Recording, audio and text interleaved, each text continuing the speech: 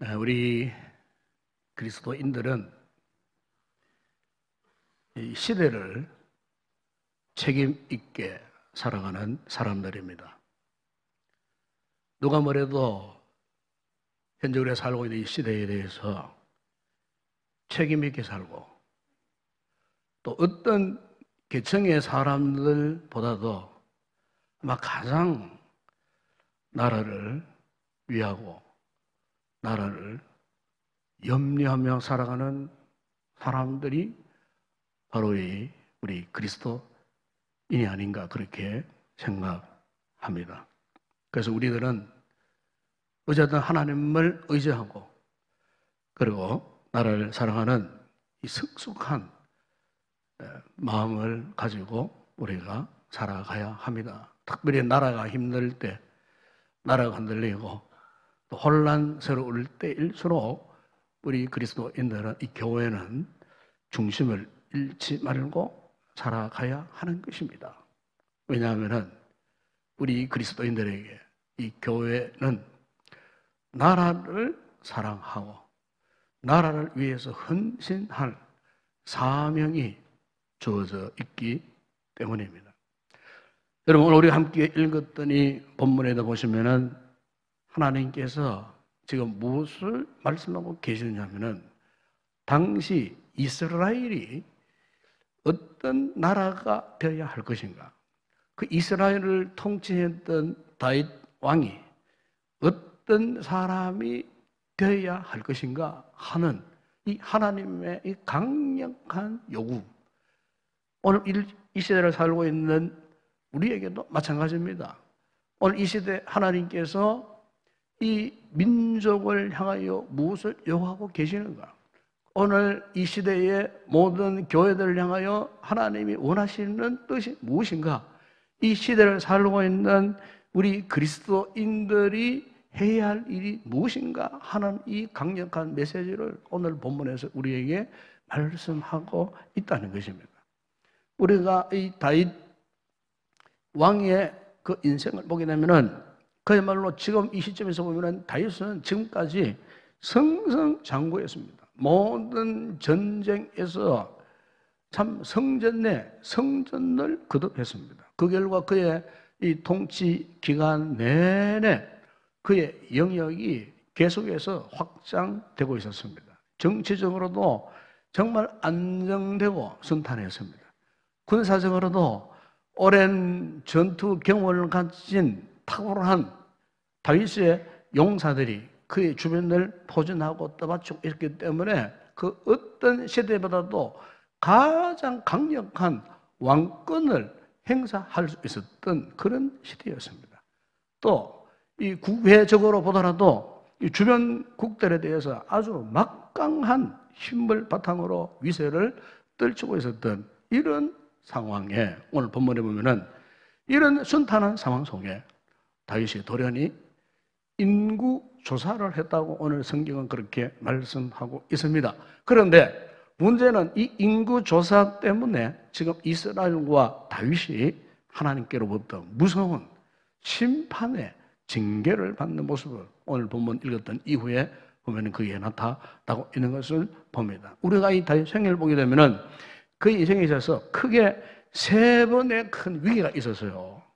먼저 하나는 충신 우리아의 아내 바세바에게 저지른 죄로 인해 갖고 다윗이 하나님 앞에 큰 징계를 받았던 적이 있었어요. 그 다음에 두 번째는 그의 셋째 아들 압살롬으로부터 이 쿠데타를 당했어요. 그래서 왕자에서 쫓겨나가고 짧은 기간이지만은 참 눈물 흘리며 도망자의 삶을 살았던 그 같은 위기 상황이 그에게 있었어요. 그리고 마지막 또 하나 큰 위기를 말한다면은 바로 오늘 본문에 나오는 이 통치 후반기에 인구 조사로 인해 갖고 하나님께로부터 내리시는 큰 재앙을 받은 이런 위기를 그가 경험을 했었습니다. 사실 오늘 여기 본문에 나오는 이 인구 조사는 사실 그 자체가 이것은 뭐 잘못된 일이 아니에요. 왜냐하면 이 인구 조사를 통해 갖고 현재의 국가의 행정, 아니면은 뭐 통치 차원에서 이렇게 백성들의 삶을 이렇게 돌아보고 이렇게 살펴보는 그런 게 반드시 필요한 거예요. 우리나라에서도 5년마다 인구 센서스 조사를 하지 않습니까? 그러면은 그 현재에 속한 가가호, 주택 상황, 인구 밀도 상황 이런 것들을 다 통계를 해갖고 앞으로 다시 나라가 어떻게 이 국정을 펼쳐갈 것인가 하는 이 모든 데이터를 뽑는 일이기 때문에 인구 조사는 그 자체로서는 굉장히 좋은 일이에요. 예. 우리가 성경을 봐도 모세가 출애굽한 이후 약 한 2년 한 2개월 만에 시내산에서 처음으로 모세가 인구 조사를 했어요. 그 이후에 모세가 이스라엘 백성들을 40년 동안 광야에서 이끌어 가다가 이제 가나안 땅 들어가기 직전에 민수기 26장에 보게 되면 거기에서 모압 평지에서 두 번째 모세가 인구 조사를 합니다. 그런데 모세가 인구 조사를 두 번씩이나 했지만은 아무런 문제가 없었어요. 그런데 오늘 본문에 보면은 다윗이 한 이 인구 조사에 대해서 하나님께서 무섭게 심판하시는 장면을 볼 수가 있어요. 사실 잘 이해가 되지 않아요. 특히 오늘 본문에 1절에 보게 되면 이렇게 말씀하지 않습니까? 여호와께서 다시 이스라엘을 향하여 진노하사 그들을 치시려고 다윗을 격동시키사 가서 이스라엘과 유다의 인구를 조사하라 하시죠. 여기 보면은 하나님께서 시키신 일이에요. 하나님께서 다윗에게 인구 조사를 하도록 시키셨어요. 그런데 이 인구 조사에 대해서 하나님이 진노하셨다. 사실 이것은 앞뒤 상황이 좀 잘 맞지 않는 상황같이 보여요. 왜? 하나님이 시키신 일이기 때문에 하나님이 하신 인구 조사 그 자체는 잘못이 아니라 그 말이죠. 그런데 우리가 이 동일한 사건, 동일한 시대에 기록된 역대상 21장 1절에 보게 되면은 거기에서 이렇게 말씀하고 있어요. 사탄이 일어나 이스라엘을 대적하고 다윗을 충동하여 이스라엘을 계속하게 하니라. 그래서 거기는 보면은 사탄이 일어나 다윗을 충동했어요. 이스라엘을 대적했다고 그렇게 표현되어 있어요. 여러분 우리가 이 두 말씀을 조합해서 이렇게 생각해 보게 되면은 분명 인구조사는 하나님 허락하신 거예요. 그래서 하나님 명령을 따라가고 다윗이 인구조사를 실행하는데 문제는 인구조사를 실행하는 그 과정에서 무엇인가 다윗이 하나님 앞에 죄를 짓게 되었다는 겁니다. 네. 오늘 보면 3절에 보면은 이 다윗의 군대 사령관인 요압이 다윗에게 이런 말을 하지 않습니까? 이 백성이 얼마든지 왕의 하나님 여호와께서 100배나 더하게 하사 내 주 왕의 눈으로 보게 하시기를 원하나이다. 그런데 내 주 왕은 어찌하여 이런 일을 기뻐하신다니까. 그러니까 인구조사 통계를 내고 막 보고를 받는 일을 다윗이 지금 기뻐하는 거예요. 더구나 4절에 보게 되면 왕의 명령이 요압과 군대 사령관들을 재촉해야 돼. 여러분 우리가 이런 말씀 부분들 조합해서 묵상을 해보게 되면은 지금 하나님의 명령을 받들고 인구 조사를 하던 이 다윗이 마귀의 충동을 받은 거예요. 사탄의 충동을 받은 거예요.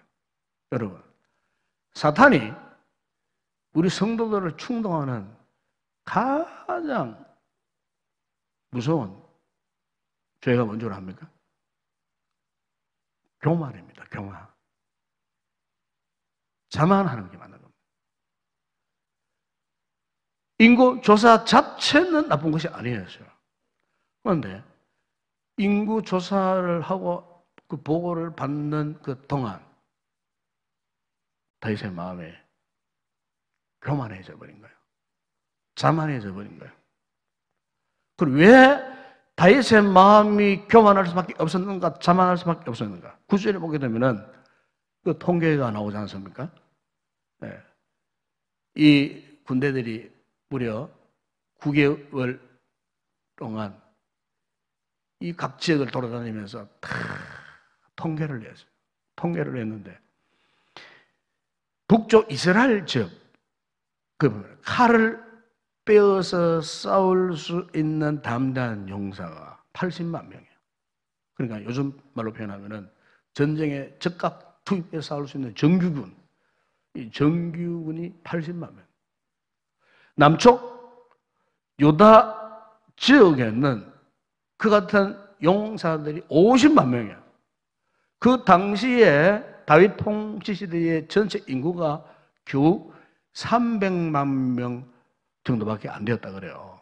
그러니까 인구 300만 명 가운데에 무려 130만 명이 칼을 잘 쓰는 담대한 용사, 어떤 전쟁 일어나도 적극적으로 그 전쟁에 투입되어서 싸울 수 있는 정규군 130만 명. 여러분, 현재 우리나라 국군수가 한 60만 명이라 그럽니다. 60만 명. 뭐 지금 많이 줄었다 그래요. 저 북한이 지금 정규군이 128만 명. 북한 인구가 2천만 명이잖아요. 그런데 보세요. 오늘 이스라엘이 불과 300만 명밖에 안 되는데 칼을 잘 쓰는 담대한 용사가 무려 130만 명. 우리가 이 상황을 두고 보게 되면은 다윗이 통치했던 그 시대가 어떤 시대였는가? 그야말로 칼을 숭상하는 시대. 무력지향적인 분위기가 전반적으로 팽배해져 있던 그런 시기. 그래서 여러분 오늘 본문 앞장 읽어보게 되면은 앞장에 어떤 이야기가 나오냐면은 다윗의 용사들에 관한 이야기가 나와요. 여기 보면은 다윗의 37명의 탁월한 전쟁 영웅들의 이야기가 거기 나오는 것을 볼 수가 있어요.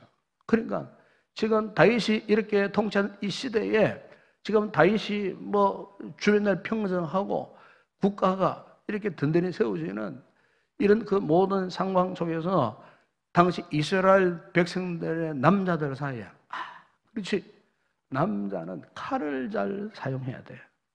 칼을 잘 써야 출세할 수 있어. 칼을 잘 써야 영웅이 될 수가 있어. 이런 이상한 풍조. 지금 나라 안에 이렇게 무력을 신뢰하고 무력을 의존하고 무력을 숭배하는, 숭상하는 이런 이상한 사회가 되어버린 거예요. 여러분, 본래 다윗은 어떤 인물이었습니까, 여러분? 여러분, 사무엘상 7장 45절에 보면 다윗이 어린 시절에 이스라엘이 블리스과 싸웠을 때에 다윗이 그 장 블리셋이 골리앗과 싸웠던 사람이었어요. 골리앗은 칼과 창과 단창으로 무장했던 중무장한 적군이었어요. 키가 3m는 되는 거인이었어요. 그런데 이 거인 적장 앞에 나갈 때 달랑 물맷돌 하나 가지고 가서 싸웠던. 그래서 그를 향해 싸우러 나가면서 그가 외쳤죠. 너는 칼과 창과 단창으로 내게 나오지만 나는 만군의 여호와의 이름, 네가 모여가는 이스라엘 군대의 하나님의 이름으로 내게 나아간다. 다윗은요, 중무장한 골리앗 앞에 자신은 칼, 단창이 필요 없었어요. 평소에 입던 그 양치기 옷 그대로 물맷돌 들고 그냥 싸우러 나가면서 만군의 하나님 여호와의 이름으로 나아간다고. 바로 다윗은요, 하나님만 철저하게 의지했던 사람이었어요. 그런데 언제부터인가 그가 칼을 의지하고 창을 의지하고 자신의 어떤 힘을 믿게 되었다는 겁니다. 만군의 하나님의 힘과 능력을 믿던 그가 이제는 하나님의 이름이 아니라 무력의 힘, 마치 골리앗처럼 자신도 모르게 변질되어 가고 있었다는 것입니다.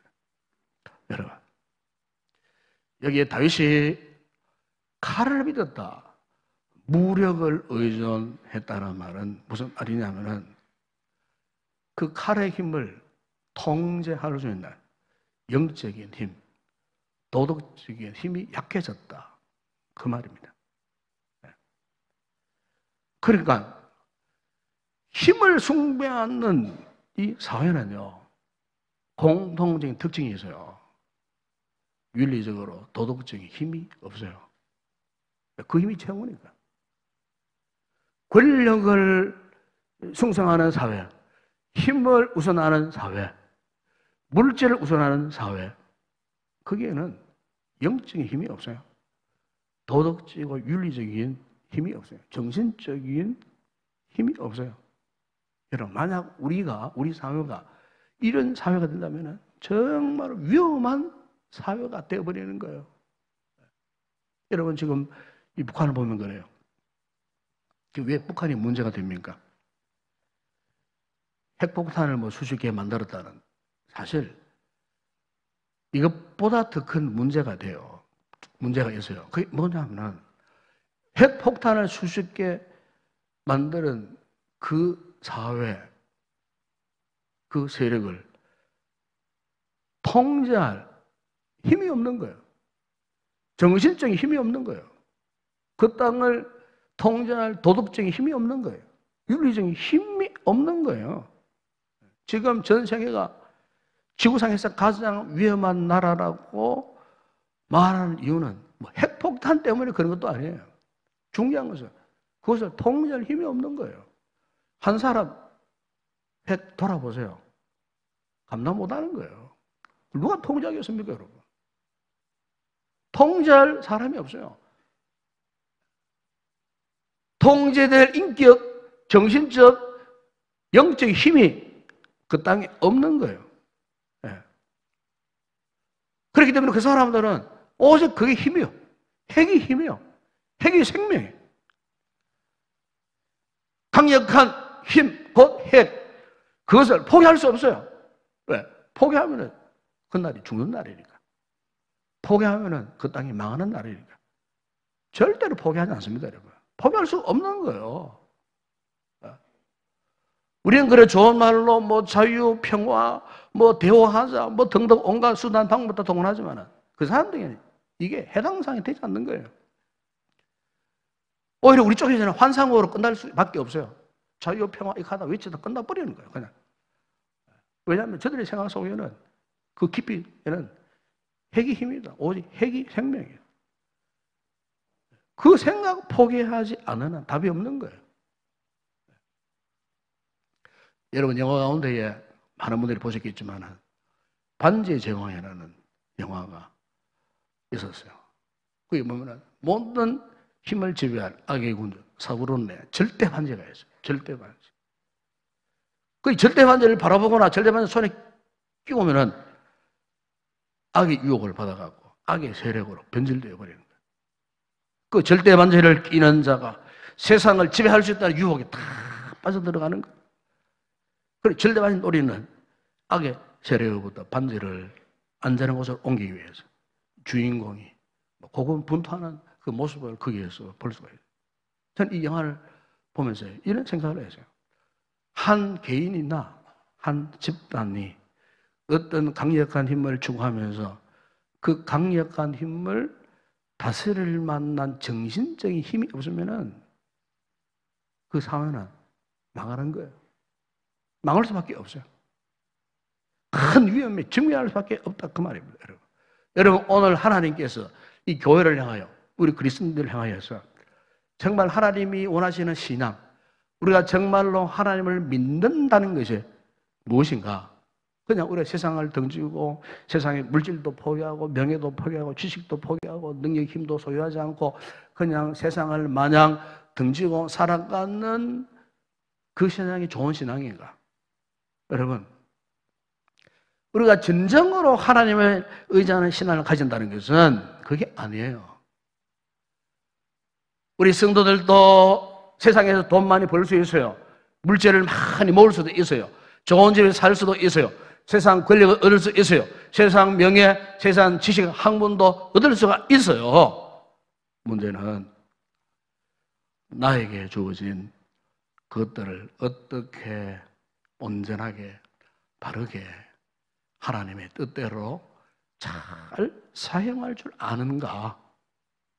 바로 이게 정직이 신앙 아니겠습니까, 여러분? 정직이 신앙을 갖는 거예요. 이게 하나님이 기뻐하신 신앙이에요. 여러분 출애굽기 19절에 보시면 하나님께서 이스라엘 백성들을 출애굽시키시고 나라를 세우실 때 그들에게 분명한 목적을 말씀하셨어요. 그게 보면은 너희가 내게 대하여 제사장 나라가 되며 거룩한 백성이 되리라. 너는 이 말을 이스라엘 자손에게 전할지니라. 그래서 여러분 여기에 이 제사장 나라, 이 제사장 나라는 무력으로 뭐 주변 나라를 위협하는 제국주의 국가 그걸 말하는 게 아니에요. 정반대의 나라예요. 이 정반대의 나라를 하나님께서 아브라함을 불러주셨을 때에 아브라함에게 언약하신 약속의 말씀이 있죠. 창세기 10장에 보시면은 너는 복이라 그래서 너는 복이라고 했어요. 내가 너를 복의 근원으로 삼겠다. 내가 너를 통해서 자식을 주고 너희 가정을 세우고 가문을 세우고 너를 통해 한 민족을 세우고 너를 통해 천하 만민이 복을 받도록 해주겠다. 여러분 하나님께서 명령하신 꿈꾸시는 뜻하시는 제사장의 나라는 다른 게 아니에요. 가서 이웃에게 복이 되는 것. 이 나라 이 민족이 하나님을 알고 주변 국가들에게 복이 되는 민족, 교회들이 이 지역 사회에 복의 근원이 되는 것. 우리 성도들이 세상 가운데 살면서 안 믿는 세계 사람들과 함께 어울려 살지만은 그것에 우리가 복이 되는 것, 복이 되는 삶을 살아가는 것. 이게 제사장이고 제사장의 나라가 된다. 그 말이죠. 전적으로 하나님을 의지하는 가운데에 하나님의 축복권을 가지고 복이 되는 삶. 이게 제사장.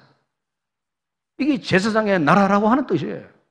그런데 지금 다윗과 이스라엘 백성들을 보십시오. 그들에게 있는 무력이 강해지죠. 철저히 무력을 의지하는 나라가 되었다. 그 말입니다. 그리고 이제는 그 힘을 통제할 신앙적인 힘이 약해져 있는 거예요. 이웃에게 복에 대한 제사장의 나라가 그 정체성이 변질되어지면 오히려 주변 나라에 위험만 가하고 제국주의 형식으로 그냥 나라가 그냥 그렇게 힘만 강력하게 되어져요. 이상한 나라가 되어버려요. 본래 하나님이 꾸으신 나라는 그런 나라가 아니거든요. 바로 이 때문에 여러분 하나님께서 다윗에게 이스라엘 백성들에게 심판의 칼을 빼어 드셨다는 것입니다. 여러분 요즘 우리가 살고 있는 이 동북아시아 지역에 일어나는 현상들을 보게 되면 과거 어느 때보다도 힘을 숭배하는 분위기가 더 뚜렷해지는 것 같아요. 그러나 북한을 보게 되면 나라의 운영에 있어서 군대를 최우선해서 이걸 이제 선군 정치라고 합니다. 군대를 최우선했습니다. 그래서 무력을 아주 강력하게 유지하고 싶어 했어요. 그게 사실 내 힘이라고 생각했거든요. 지금도 그것은 사실 포기하지 않았어요. 현재 일본의 아베 정권을 보게 되면 그렇지 않습니까? 군국주의 부활을 지금 꾀하고 있습니다. 이미 평화주의를 포기하고 군사력을 아주 강화시키고 있습니다. 그러면서 위안부 문제 같은 과거에 군국주의가 낳은 과오에 대해서는 전혀 사과하지 않습니다. 오히려 왜곡하고 덮어놓고 심지어 역사책까지도 왜곡해서 아이들이 그렇게 좀 가르치고 있어요. 중국, 미국 보십시오. 무익전쟁하고 있잖아요. 그냥 서로가 지지 않기 위해서 기싸움을 하고 한치도 양보하지 않아요. 오로지 힘에 의해 패권주의 국가가 되기 위해서 한 국가를 지배하고 다스리기 위해서 이끌기 위해서 오직 힘밖에 없다는 겁니다. 힘밖에. 지금 세계가 지금 그렇게 지금 돌아가고 있는 것을 우리가 볼 수가 있습니다. 여러분 오늘 우리 사회를 보더라도 그렇지 않습니까? 과거 어느 때보다도 참 힘을 숭배합니다. 무력을 숭배합니다. 최근 와서는 뭡니까? 이 경제력을 숭상하는 이 분위기가 날로 더해집니다. 그러니까 돈을 많이 가진 사람, 돈에 힘이 있는 사람은 여간 죄를 지어도 금방 풀려나요. 보석으로 금방 풀려나요. 일반 서민들, 돈 없는 가난한 분들 뭐 짬한 죄를 지어서도요 어떻게 하면 형을 살고 다 채우고 나와요. 그렇게 밖에 올 수. 돈 있는 사람은 권력 있는 사람은 뭐 금방 보석으로 막 금방 풀려나와요. 여러분 옛날에는 가난했지만 모두에 희망이 있었어요. 가난한 자녀손들에게 어떠했습니까? 개천에서 용난다 할 정도로 정말 그때는 개천에서 용이 나는 일들이 비일비재했어요. 가난한 동네 저 산골 저 시골 동네에서 용이 나올 정도로 훌륭한 인물들이 얼마나 많이 배출되었습니까? 요즘은 안 그래요. 가난하면 가난이 자녀손들이 대물림되어 갖고 용이 나올 수 없어요. 지금 그런 시대예요. 지난한 뉴스에 보니까 보다 우리 이 사회, 참 경제, 과학, 뭐 산업 쪽에 참 훌륭한 일들, 인재들, 참 국가의 정말 주요한 뭐 인재들이죠. 이 인재들이 지금 해외로 자꾸 빠져나간다는 겁니다. 해외. 그 고급 인력들이 반도체의 고급 인력들이 해외로 빠져나가요. 전자통신 고급 인력들이 해외로 빠져나가요. 원전 폐기한다 그러니까 원전 그 타고난 수십 년 축적된 노하우를 갖고 있는 원전 타고난 기술자들이 해외로 다 빠져나가요, 지금. 국가 경제에 정말 유능한 인재들이 지금, 카이스트나 유명한 대학의 연구원들이 해외로 다 하나둘 셋 빠져나간다는 거예요. 정말 심각한 상태가 아닐 수가 없어요. 상식을 깨트리는 무지하고 어리석은 이 정치적인 힘만을 바탕으로 밀어붙이기 식으로 밀어붙이니까 인재들이, 국가 인재들이 더 이상 버티지를 못하고 빠져나가더라고. 그 말이에요. 국가 장래 희망이 점점 사라지는 것 같아요. 만약 이 같은 무력, 어떤 뭐 정치력 포함해서 이런 힘이 여러분 통제되지 못하면은 그 사람은요 스스로 불행해질 수밖에 없어요. 요즘 특히 우리 20대 젊은 청년들에게 불만이 많다 그래요. 그래서 지방의 청년들이 지금 경기도 지역으로 다 몰려요 지금. 왜 몰리냐? 거기에서 한 2, 3년 버티면은 1,000만 원 정도 저축할 수 있는 거예요. 현찰로 준다는 거지. 지방 경제는 꼭 얼어붙어 있는데 수도권 돈 많은 그 지역에서는 현찰로 청년들을 지원해 주는 거예요. 20만 원, 30만 원씩 월로.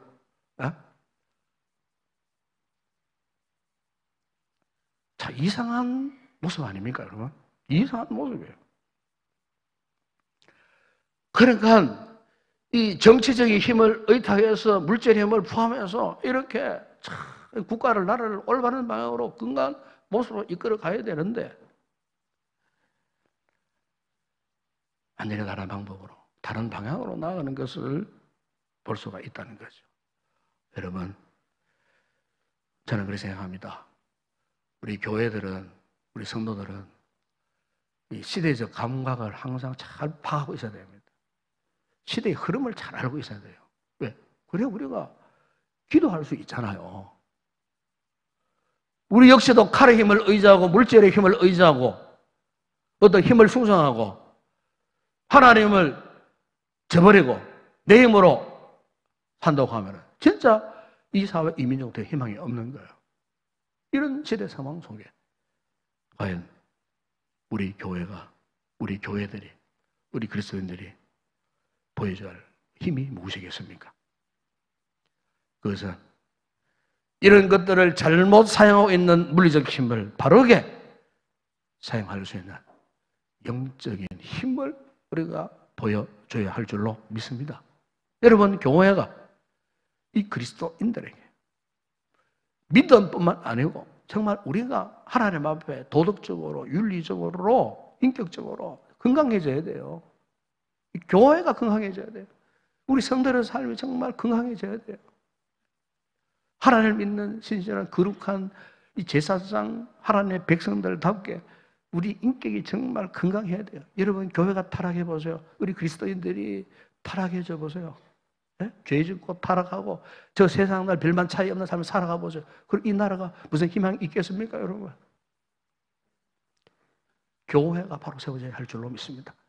우리 성도들이 올바른 삶을 살아야 할 줄로 믿습니다. 오늘 본문에 보시면은 하나님께서 바로 이스라엘이 이 같은 제사장 나라가 되기를 원하셨다는 것입니다. 이 같은 영적인 힘을 가진 나라로 회복되기를 원하셨다는 것입니다. 그래서 오늘 본문 10절에 보시면은 다윗이 이전에 이걸 깨닫지 못했는데 비로소 하나님이 그의 잘못을 지지게 주셨을 때 그거 깨달았어요. 깨닫고 10절에 보세요. 하나님 앞에 기도한 여호와여 이제 간구하옵나니 종의 죄를 사하여 주옵소서. 내가 심히 미련하게 행하였나이다. 이 다윗이 하나님 앞에 자신의 미련함을 고백합니다. 그러나 하나님께서 심판의 칼을 빼어 드셨는데 그냥 칼을 뽑지 않으셨어요. 다윗에게 3가지 재앙을 명하시면서 너 어느 것 선택할래? 하나는 7년 기근, 또 하나는 원수에게 3개월 동안 쫓겼다는 재앙, 3번째는 사흘 동안 있을 전염병. 다윗이 이 전염병을 선택했는데 3일 만에요 7만 명이 죽는 비극이 일어나는 것을 볼 수가 있습니다. 한 번 잘못 생각하고 한 번 하나님을 버리고 힘을 숭상했던 이 다윗 이스라엘에게 하나님이 이 무서운 심판을 하셨다는 겁니다. 14절에 다윗이 하나님 앞에 고백합니다. 여호와께서는 긍휼이 크시니 우리가 여호와의 손에 빠지고 내가 사람의 손에 빠지지 않아 하기를 원하노라. 비로소 다윗이 이걸 깨달았어요. 그러구나. 이 나라, 이 민족, 이 백성이 하나님의 손에서 빠지지 않기를 그가 결단했다는 것입니다. 25절에 보면 그 하나님 앞에 제단을 쌓고 번제와 화목제를 드리고 그리고 하나님 앞에 그 땅을 위해서 기도하시니까 하나님이 그 다윗의 기도를 들으시고 그 땅에 내리신 재앙을 하나님이 그치게 하셨더라. 사랑하는 여러분, 오늘 우리 시대 우리 성도들, 우리 교회들이 정말 하나님 앞에 이 거룩한 이 제사장으로 우리가 살아가야 할 줄로 믿습니다. 정말 다윗이 늦게나마 이 같은 상황을 깨닫고 돌아왔듯이 오늘 우리의 나라, 우리 민족, 우리 사회, 우리 교회, 우리 모든 성도들이 이 나라가 칼의 나라가 아니라 제사장의 나라로 올바로 세워질 수 있도록 여기 있는 우리 성도들이 더욱더 나라 위해서, 민족 위해서, 이 국가를 위해서 우리가 기도해야 할 줄로 믿습니다. 기도의 제물이 되어져서 이 나라가 올바른 방향으로 더 이상 칼을 숭상하는 어떤 무력의 힘을 숭상하는 이런 잘못된 나라가 아니고 하나님을 향한 올바른 건강한 그런 민족, 나라가 되기를 위해서 함께 기도하고 나라를 위해서 더욱 애국하시고 애족하는 그런 우리 모든 성도 되시길 주의 이름으로 축원합니다.